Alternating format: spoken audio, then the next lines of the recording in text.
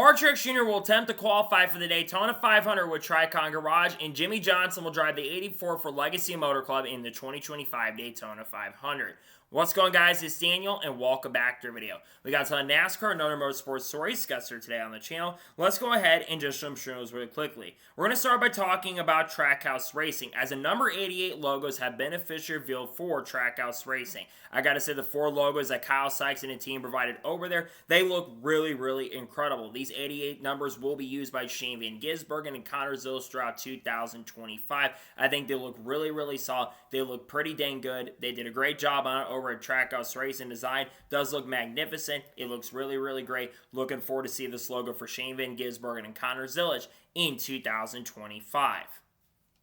And now we're going ahead and jump on to the next story of today's episode, as we're talking about Bell Media. As there was reported by Bob Pockers and many people in the industry that Bell Media has renewed the deals with the top 3 national series of NASCAR in Canada in 2025, including the NASCAR Craftsman Truck Series. Bell Media has a bunch of different companies like TSN, I believe USA, CTV, you name it. A lot of big companies are from the Bell Media area. And this is a really huge deal when it comes to this, because Canada has been kind of wondering what is going on with their TV deal, especially with things changing with Amazon coming into play and TNT coming into play. Well, now for people in Canada who do watch the channel, you know exactly what channels you'll be able to go to in 2025, which I think is a really big win for them. So this is a big thumbs up. Good to see the deals have finally been finalized for these people for 2025. Glad to see we finally got it figured out for the Canadians for 2025.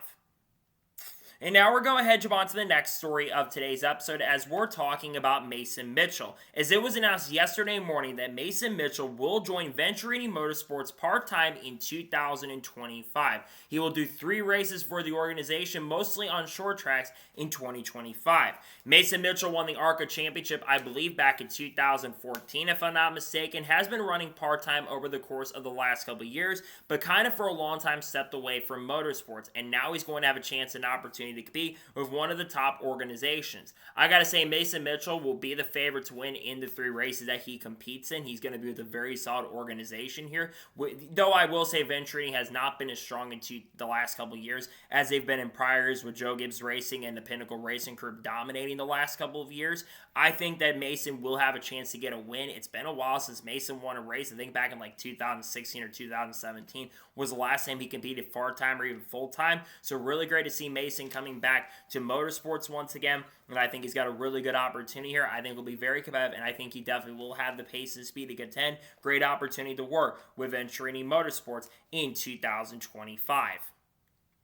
And now we're going ahead and jump on to the next story of today's episode, as we're talking about Tristan McKee. As it was announced yesterday afternoon that Tristan McKee has signed a development contract with Spire Motorsports. He will make starts in the Trans Am Series for Spire Motorsports. Also, when he turns 15, which he will turn 15 years here, he'll make starts in the ARCA East Series with the team, and I believe ARCA West as well. And he'll run in the Cars Tour as well. Tristan McKee, for those who don't know, is a 14-year-old up-and-coming talent who has won races in the Cars Pro Late Model Series, not like the main top series, but the basic series that is the lower series of that. And he's been winning late model races across the country, and he's been doing this over the course of the last couple of years. He's been kind of becoming a national star. I think there's been news outlets that have talked about this young driver, and though I've seen the kid not show some of the best racing kind of etiquette on the track, you got to remember he is only 14 or 15 years old. As a driver does mature and they do get a lot more experience, they tend to get a lot better. I think long-term for Tristan, I think in next year or so, he will be full-time in ARCA. I think he will make some main ARCA starts at some point in 2025, because Spire is going to have an ARCA program for this year. Corey Day is going to make a few starts for the team, and I think this is a really solid opportunity for Tristan. He's going to be in the same program that's going to have people like Rodney Childers as a crew chief, Michael McDowell, Carson Hocevar, Raja Karuf, maybe some other big names as well, like Andres Perez-Zalora, and of course Carson Hocevar, Justin Haley. So again, really fantastic opportunity to work with a program that's on the up and up. We're getting development drivers for the team now, which is huge. I think Spire's on the up and up currently at the moment. This team is building themselves up for a very long-term future, and I think that Tristan McKee will do very strong, a fantastic opportunity. I'm looking forward to see what he can do. It's a fantastic opportunity to get a development deal with an up-and-coming team. We'll see how he can do with Spire Motorsports in 2025. And now we're going ahead and jump on to the next story of today's episode as we're talking about Garage 66. As it was announced last night that NBM Motorsports will be rebranding their NASCAR Cup Series program from NBM Motorsports to Garage 66. They have some pretty big announcements that are coming in regards to their Daytona 500 plans for 2025. This is going to be like the third or fourth team that has basically been named Garage. Obviously, we got the Project 91, TRICON Garage, other things like Stage 60 been coming around, and now you've got NBM that's going to be rebranding their NASCAR Cup Series program. Now, one thing to note is the fact that their Xfinity Series program is still going to be called NBM Motorsports. It's just their Cup Series team is rebranding to Garage 66. Honestly, I kind of like the name they're rebranding to, not going to lie. I think it's a very interesting name to go with. It kind of seems a little bit petty with the Project 91 stuff, though, to kind of change it up. We still are, like I said, expecting them to announce their Daytona 500 plans. The rumor is that Chandler Smith may be one of the front runners to get behind the wheel of that number 66 car, according to the NASCAR Rumor Nostalgia page, which, if it's true, that is honestly a really big move to put Chandler Smith in the car. I don't know what sponsors Chandler's bringing behind the wheel. As for the team's rest of the year plans, they're looking to run around 20 to 25 races, which is the most they've ran in a very, very long time. They're trying to eventually, I think, go full-time in NASCAR Cup competition. They have struggled on the track when it comes to performance. They really weren't that fast last year. If they bring a young driver in who has talent, because we saw Parker Retzlaff actually do quite well with this team at Richmond last year, I really think that this Garage 66 partnership could absolutely be huge, depending on who they do get behind the wheel, because I think this could be a very successful team with some good performances long term. NBM's been a team that's kind of been behind the eight ball when it comes to performance over the years, but if they could find somebody to get behind the wheel that could really grow their program, I think that would be really, really huge. So we'll see how things end up working for the Garage 66 program that NBM Motorsports is going to be calling themselves. I think this is a fantastic opportunity for the program, and I think this team, like I said, has a good chance and opportunity. Again, they're going to be competing in the Daytona 500 against people like Junior Motorsports with Justin Allgaier, Truex Jr. with TRICON, Jimmie Johnson, Elio Castroneves, of course, with Project 91 and Trackhouse. We'll have to wait and see how things go for them, but it's going to be tough for them to make the Daytona 500, but it looks like they're going to run a lot of races this year, which is really exciting and really fun to see overall, in my honest opinion. And now we're going ahead and jump on to the next story of today's episode as we're talking about SS Greenlight Racing. As it was announced yesterday that SS Greenlight Racing has officially announced their driver lineup for the 07 car. SS Greenlight Racing is going to have two cars in 2025, the number 14, which will be driven by Garrett Smithley, and the 07 is back for 2025. The three drivers they're going to have behind the wheel rotating throughout the year are Patrick Emmerling, Nick Lights, and Alex Abay. Patrick Emmerling, who drove for this team, I believe, a ton of races in 2024, will be the driver at Daytona International Speedway. Let's go through the three drivers first, starting with Patrick Emmerling. Patrick Emmerling, I think, will be competing full-time in the Wheel of Modified Tour in 2025, but he will get a really good opportunity here with SS Greenlight Racing. He had some okay runs with the team last year, but let's be real, SS Greenlight Racing isn't the fastest organization in the world, but getting to run at Daytona, absolute no-brainer. Next, Nick Lights. Nick Lights made a few starts for DGM Racing last year and honestly had some really solid performances, especially in qualifying. Had some top 25 runs with DGM in the number 92 car, and I really think Nick Lights does have a lot of potential. He had some decent runs in the Craftsman Truck Series as well last year with the Rain Brothers Racing organization, if I remember correctly, and I think that he has a ton of potential to be very, very fast. So I think that Nick Lights could certainly be very, very competitive with this program this year. And finally, Alex Abay. I think the strongest of these three drivers. Alex Abay, in my opinion, is a driver that should be full-time. He is a very underrated race car driver, always gets the best out of equipment, always runs up front. It really doesn't matter. And on road courses especially, he's always running up front, and he usually is good at other types of tracks as well. I would not be surprised if Alex Abay can take this number 07 machine and take this car inside of like the top 5, or not top 5, but like the top 10 on road courses this year. I can see this car contending for top 20s on ovals throughout the year, because this car will have to worry about owner's points. That's going to be the big thing at this point, is this is a team that isn't the fastest overall, so they're definitely going to struggle a little bit throughout the season to make it in on owner's points. But I think they've got three really solid drivers behind the wheel, and I think this team definitely has a lot of potential as we go through the 2025 season. We'll see how things go for the organization this year, but I cannot wait to see SS Greenlight Racing and see how this team can perform in 2025. And now we're going ahead and jump on to the next story of today's episode as we're talking about Matt Benedetto.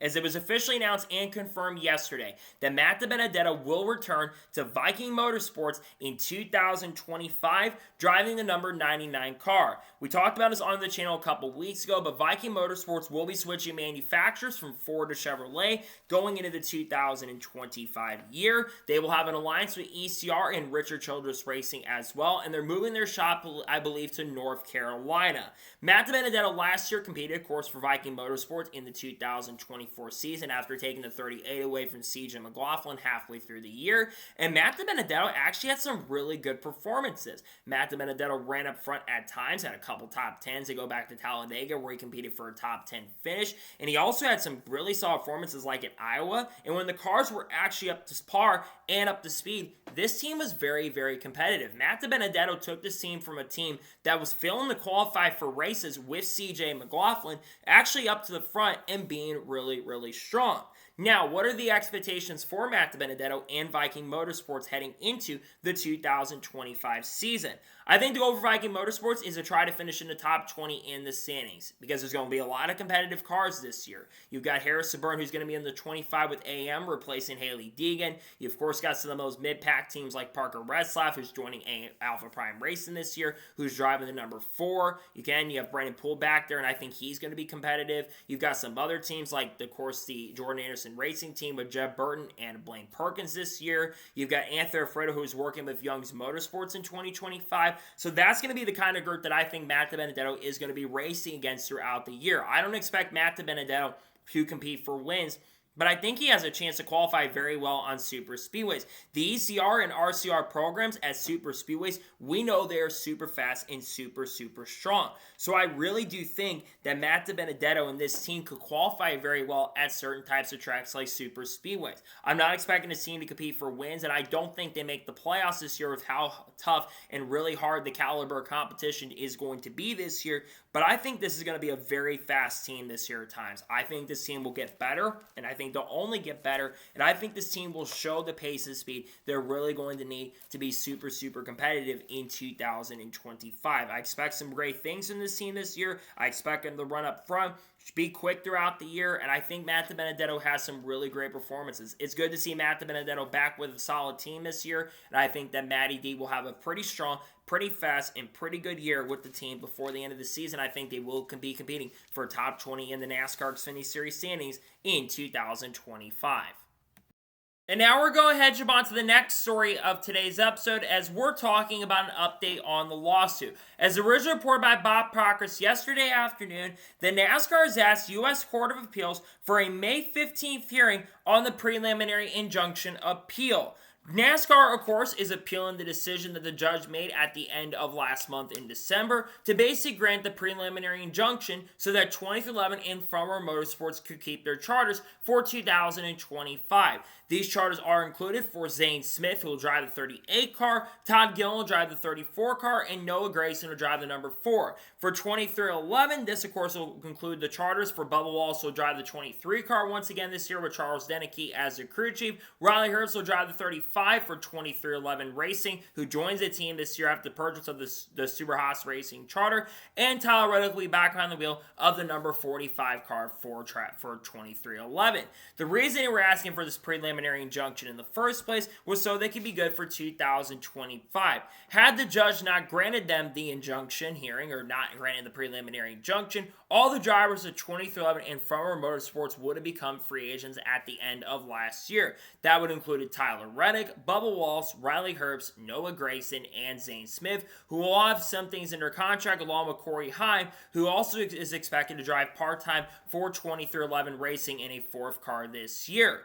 Going on with this, the NASCAR is, of course, appealing the decision. NASCAR said that the team's been able to keep their charters, but they were not going to be able to pay out the money. That's what NASCAR wanted to do, because NASCAR feels in their way that they're suffering irreparable harm in regards to that.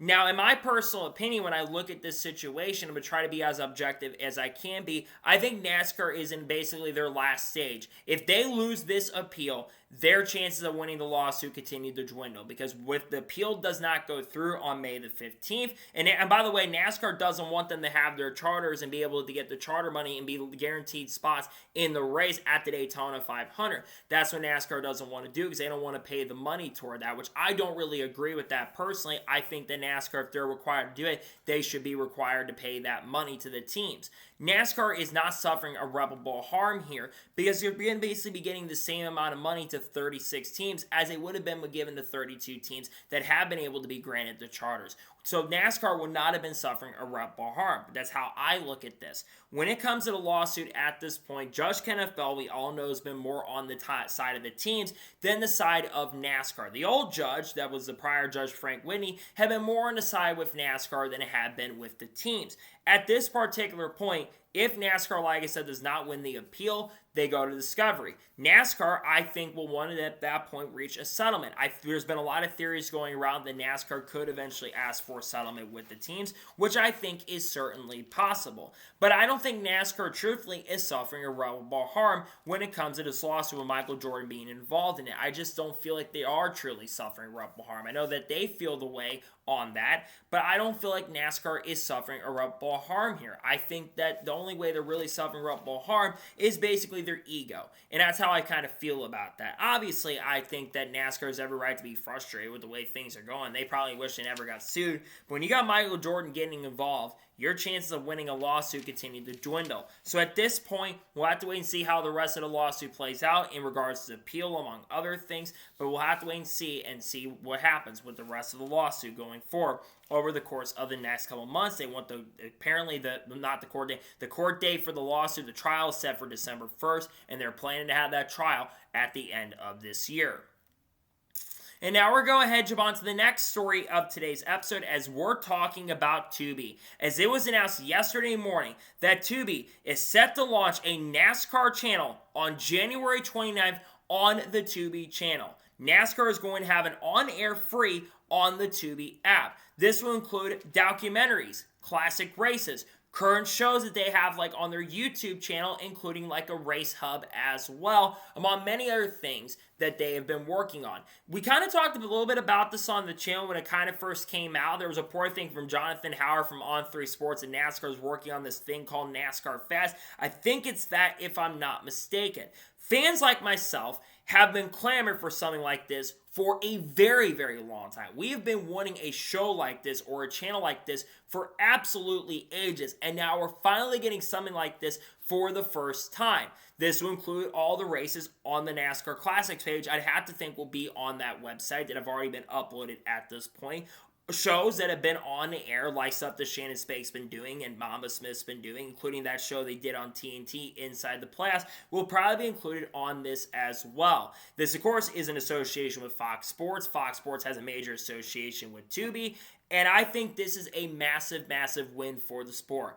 Fans have been asking for this for a very, very long time, and we've been wanting them to do things like this. In fact, from what I saw from Jonathan Howard on Twitter, apparently they're going to be showing the Madhouse Classic, which is going to be the Bowman Gray race that the modifieds are going to be having there. They're going to be showing that, which is really, really exciting as well.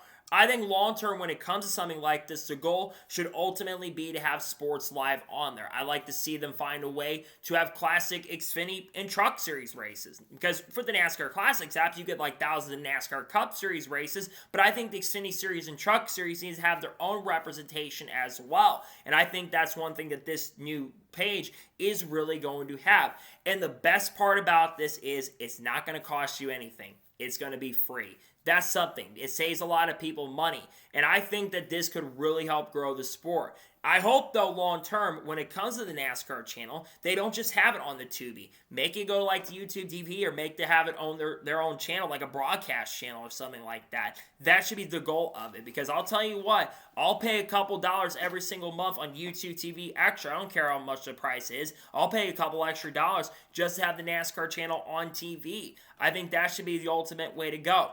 And I think there needs to be some sort of race hub show like there was with Fox for many years, like what Speed does with like the Home Depot and the pre-race and post-race show. I really hope that they're going to do that. This quintessentially is like bringing back Race Hub.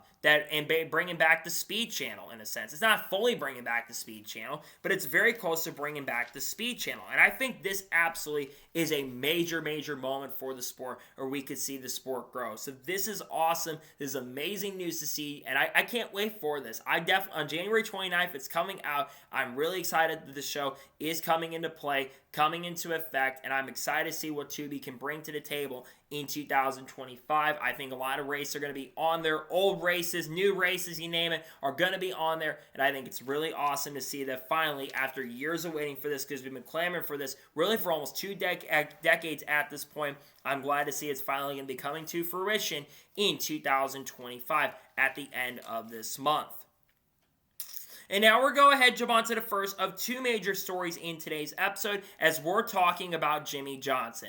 As it was announced yesterday afternoon that Jimmie Johnson will attempt to qualify for the Daytona 500 in 2025, as Jimmie Johnson has also announced his schedule for 2025. He'll once again drive the number 84 car in the 2025 year. However, he will only make 2 starts in 2025, that being the Daytona 500 and the Coca-Cola 600. If he is to make the Daytona 500 this year in 2025, if Jimmie attempts to qualify and makes the Coca-Cola 600 as well, then Jimmie Johnson will reach 700 NASCAR Cup Series starts, which I believe, if I'm not mistaken, only about 15 drivers have ever reached that in NASCAR Cup Series history. With Jimmie Johnson's schedule being less, because remember back in 2024, Jimmie Johnson made around 11 or 10 NASCAR Cup Series starts, but he really struggled in 2024. But near the end of the year, Jimmie Johnson was really starting to figure out the next-gen car. But I do think there's a very likely possibility that 2025 is going to be Jimmie Johnson's final year competing in NASCAR as a whole. Jimmie Johnson will turn 50 years old in September of this upcoming month. And not month, but at the end of this year. And Jimmie Johnson, let's be real, and no offense to Jimmie Johnson, and it's pretty cool that Jimmie still wants to compete, and I think he wants to be super competitive, but let's be real and honest. One, Legacy Motor Club, they have been struggling immensely. 2024 was a tumultuous year for the organization. They just were not fast. They struggled all year long. They started off okay, actually, but as year progressed and went on, the team just really started falling off and declining in performance. And I feel like that if they could back off the resources of the 84 car, put that in the 42 and 43, I think the team could be a lot more successful. Erik Jones had an extremely disappointing season with the team, finishing around 28th or 29th in the points, while John Hunter Nemechek finished 35th, which I believe is last of all full-time NASCAR Cup Series drivers, which was really shocking, because while I wasn't expecting John Hunter to do amazing last year, I don't think John Hunter really did a great job. So I think they should put the full focus on that. So I would not be surprised if this is Jimmie Johnson's final Daytona 500 attempt in opportunity to compete, or maybe you never know, just runs one race in 2026. Now, what are Jimmie Johnson's likely chances to make the Daytona 500 this year? I'm going to be real and honest. Jimmie Johnson is not a favorite right now to make the Daytona 500. Let's be blunt here. The Daytona 500 field this year is probably the most stacked we've seen for the open entries in a very long time. You've obviously got Junior Motorsports entering a car for Justin Allgaier and Hendrick Motorsports engines. They're probably the favorite to be the fastest on qualifying night on Wednesday. You've got Truex Jr., who we're going to talk about here in just a second, attempting to drive for TRICON Garage in the number 56 team. We know they're going to be pretty quick. We know Joe Gibbs is going to be helping that organization pretty closely. You've obviously got other teams like Project 91 with Trackhouse Racing and Elio Castroneves. They're attempting to qualify. MBM, they're going to have another driver, probably Chandler Smith, most likely behind the wheel of that Garage 66 entry. I would have to think that Chandler Smith will be the favorite for that seat currently at the moment. And then you've got other teams that could still show up that haven't been announced, like RCR. They're a team that I would put out there as a possibility of running the Daytona 500 this year at Dawson Hill. And Beer Motorsports, another team that's been kind of underrated in super speedways, who only puts their full focus really on super speedways. I'd have to think there's a very good chance that they're going to enter. And then you got to think about some of the other teams that could show up too that we haven't been announced at this point. You've of course got NY Racing, who nearly made the Daytona 500. And then you've got other teams that are still expected, like BJ McLeod and Live Fast Motorsports. That's a team that was pretty underrated during speed weeks, and they've been pretty good at super speedways in the last year or so. So I think Jimmie Johnson's chances of making the Daytona 500 are going to be a little bit more difficult in 2025. I still think he's got a chance because Toyota is going to have a much stronger lineup than they've had in recent years, but I do think it's going to be a lot more difficult for Jimmie and the 84 team to just have the pure pace and speed to get it done. That being said, I am glad to see that Jimmie Johnson is coming back to run the Daytona 500 in 2025. I think he does have a really good, solid chance and opportunity. We'll see what Jimmie Johnson can do, and we'll see if he can perform very, very well with Legacy Motor Club in the couple races he runs. I would not be surprised or shocked, though, that if 2025 is the final year for Jimmie Johnson in NASCAR Cup competition, would not surprise or shock me overall. In my honest opinion, we'll see how Jimmie Johnson can do, see if he can make the Daytona 500 in 2025.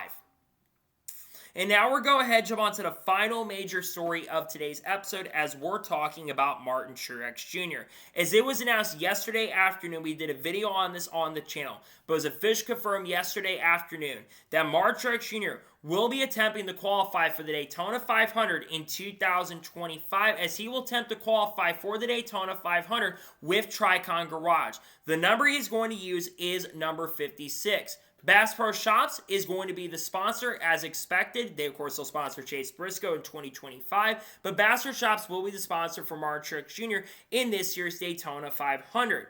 His crew chief is going to be none other than Cole Pearn. We'll get to Cole Pearn here in just a second, but let's begin by talking about Martin Truex Jr. Martin Truex Jr. has, of course, been expected to run the Daytona 500 this year. Of course, he retired from full-time racing at the end of last season, but one race that Martin Truex Jr. has basically kind of confirmed since the press conference at Iowa Speedway in the middle of last year was one race he planned to run was the Daytona 500. Now, there were a lot of theories going around that he was going to drive the Junior Motorsports number 40 car, but obviously we know Justin Allgaier is going to drive that car. But we all know that he was going to basically be driving a car that was prepared not only by Joe Gibbs Racing, but a car that was set in stone from the Toyota camp, as he is still working with Toyota brand in 2025, as Martin Truex Jr. is still expected to make select starts in NASCAR Xfinity Series competition this year with Joe Gibbs Racing, and I'd have to think maybe a few starts in 2025 in the Craftsman Truck Series as well. Now, Bass Pro Shops sticking around with him, no brainer. Bass Pro Shops had a major association with Martin Truex Jr. really since the beginning of his NASCAR career for nearly 20 years at this point. And the 56 number they're using, honestly, is really cool to see. I know some would have liked to see him use the number 78, but I think 56 had such a close family relationship that numbers had with Martin Truex Jr. and the Truex family for many, many years. The 56 number is a no-brainer. It was there when he drove for Michael Waltrip Racing, and now the 56 is coming out of retirement for the first time in a few years with Martin Truex Jr. Now, the big signing of this is Cole Pearn. Cole Pearn working with Martin Truex Jr. This is absolutely great to see. Cole Pearn has not been active in NASCAR since 2019 after he left Joe Gibbs Racing. Cole Pearn and Martin Truex Jr. had an amazing working relationship for those 5 years. In the 5 years that Martin Truex Jr. and Cole Pearn worked together, Truex got one win in 2015. 2016, Truex went on to win 4 races. 2017, he won 8 races. 2018, he won 4. In 2019, I think they won 6 or 7 races. They won over 20 races in a 5-year span. And Cole Pearn really helped Martin Truex Jr. go for a driver that was really struggling for the first half of his career to be one of the most underrated and solid drivers in NASCAR history, and most likely now a first ballot Hall of Famer when his career is all said and done. I think in the next couple years he will be inducted into the NASCAR Hall of Fame in the first year he gets the chance and opportunity. Now, going to the opportunity and chance, how likely does Martin Truex Jr. make the Daytona 500 field? Well, I think there is a really solid chance for Martin Truex Jr. to make the Daytona 500 field this year. There is a lot of really good competition, however, this year. We already talked about it a few minutes ago that Jimmie Johnson is going to be attempting to qualify for the Daytona 500 again this year with Legacy Motor Club. You've also got more big names like Junior Motorsports with Justin Allgaier, and they're going to have Hendrick engines. You're going to have Helio Castroneves, who's going to be driving the number 91 car for Trackhouse Racing. We're still expecting Ricker Racing to run a second entry for Corey LaJoie this year at the Daytona 500. MBM is expected expected to have a car, most likely for Chandler Smith. Originally was going to be Mike Walsh, but I'm thinking it's Chandler Smith, and if not, it probably will be Sheldon creator Sam Mayer, who's behind the wheel of that car. Martin Truex Jr., we know, when he was in Xfinity competition back in the day, Martin Truex Jr. was one of the best drivers at super speedways in the NASCAR Xfinity Series. For some reason, in the Cup Series, however, it really hasn't worked out as well, though I will say in the next-gen era, he's definitely been a little bit more competitive. He just hasn't had the luck to be able to get it done. But I think Truex will likely make the field. I think the Toyotas are really going to do what they can to try to get him into Daytona 500. He's going to have help from not only the 2311 racing cars of Bubba Wallace, Tyler Reddick, and Riley Herbst, but also he's going to have the help from the guys at Joe Gibbs Racing like Denny Hamlin, Christopher Bell, Ty Gibbs, and Chase Briscoe. They're all going to do their best to try to help get Martin Truex Jr. into this year's Daytona 500. I think Truex will make it this year. I think he's got a really good opportunity here. Joe Gibbs will be preparing to see. As for TRICON Garage entering more races down the road, it's not out of the realm possibility that TRICON enters more races maybe before the end of the year. As of right now, however, I don't think they're going to run any more races probably till the end of this season. And long term, this could be an opportunity for a guy like Corey Heim to go full-time with the team, which I think would be really, really exciting if Corey Heim got the chance and opportunity to go full-time in the NASCAR Cup Series with TRICON if they ever decided to move up, but they're going to need a charter for that to happen, which as of right now, I don't really know if any charters are going to be available for the 2026 season at this point, though there are some teams that could sell charters before the end of the year. But I'm really excited about this. I think Martin Truex Jr. coming back to do a one-off in the Cup Series is really exciting. And again, I think that Martin Truex Jr. has a really strong, solid chance and a very fantastic opportunity to be competitive. And I think he will have a good opportunity and be competitive enough where I think he could have a chance to definitely make this year's Daytona 500. So I think he's going to have a great opportunity here. And I think he will be a major threat and serious contender, as I think he will be a threat to get into this year's Daytona 500 in 2025. We'll see how he can end up doing and see if he can make the 2025 Daytona 500. So, that is going to be today's NASCAR news and motorsports news episode. I want to thank you guys for watching. Please subscribe to the channel. Notifications on, so if I win a video, it does go live on my channel. Follow me on Facebook and Instagram, and support me on Patreon as well. Let's go below that and comment your thoughts below on today's episode. You think Martin Truex Jr. makes the Daytona 500 or not? Let me know your thoughts in the comments below. And what are your thoughts about all the other stories, including Jimmie Johnson entering the Daytona 500? Let me know your thoughts in the comments below. There probably will be more content dropping today on the channel as more news begins to break. Tomorrow, we're going to have an updated look at basically ranking where I think everyone's going to finish in the standings in 2025. Sunday, we're going to be doing an early dive look into the NASCAR Xfinity Series driver lineup. Monday, we'll probably have a NASCAR news video discussing news over the course of the last couple days. And there's a lot of really big content dropping. We'll be talking about people like Haley Deegan, Kurt Busch, Carl Edwards, Shane Van Gisbergen, Bubba Wallace, Kyle Larson, Kyle Busch, Sam Mayer, Sheldon Creed, you name it, Chandler Smith, Eric Almirola, Cletus McFarland probably, Frankie Muniz, Matt Benedetto, Eric Almirola. Like I've said, a lot of that will be brought on the channel over the course of the next couple days. So anyway, and Junior Motorsports too. So anyways, like I said, I want to thank you guys for watching today's episode, and I'll see you guys next time for more great, awesome NASCAR content and other motorsports content on the channel like this. Take care, everybody.